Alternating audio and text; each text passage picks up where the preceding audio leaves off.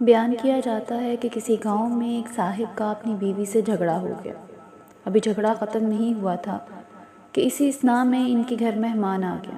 خاوند نے اسے اپنی بیٹھک میں بٹھا دیا اور بیوی سے کہا کہ فلاں رشتہ دار مہمان آیا ہے، اس کے لیے کھانا بنا لو۔ وہ غصے میں تھی، کہنے لگی نہ تمہارے لیے کھانا ہے نہ تمہارے مہمان کے لیے۔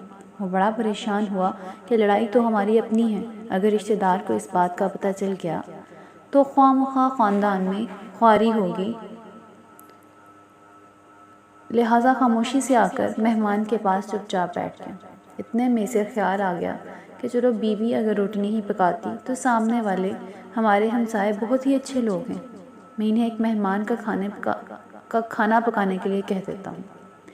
چنانچہ وہ ان کے پاس گیا اور کہنے لگا کہ بیوی کی طبیعت آج کچھ خراب ہے، لہٰذا آپ ہمارے مہمان کے لیے کھانے کا انتظام کر دیں۔ انہوں نے کہا ٹھیک ہے۔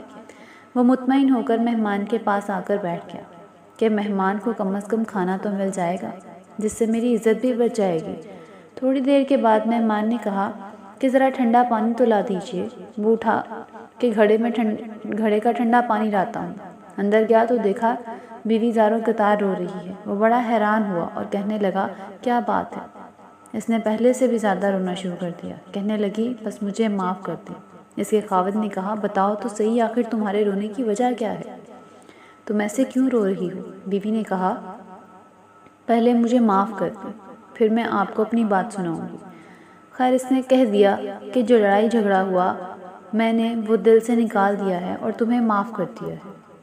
پھر وہ کہنے لگی کہ جب آپ نے آ کر مہمان کے بارے میں بتایا اور میں نے کہہ دیا کہ نہ تمہارے لیے کچھ پکے گا اور نہ ہی تمہارے مہمان کے لیے کچھ پکے گا تو آپ چلے گئے، مگر میں نے دل میں سوچا کہ لڑائی تو میری اور آپ کی ہے اور یہ مہمان رشتہ دار ہے، ہمیں اس کے سامنے اپنے جھگڑے کی پول نہیں کھولنا چاہیے۔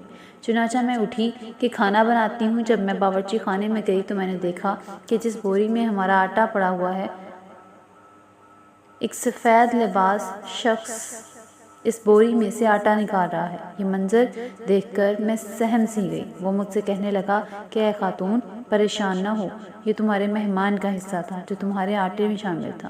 اب چونکہ یہ ہمسائے کے گھر میں پکنا ہے، اسی لیے وہی آٹا لینے آیا ہے۔ اس واقعے سے ثابت ہوتا ہے کہ مہمان بعد میں آتا ہے، جبکہ اللہ تعالیٰ اس کا رزق پہلے بھیج دیتا ہے۔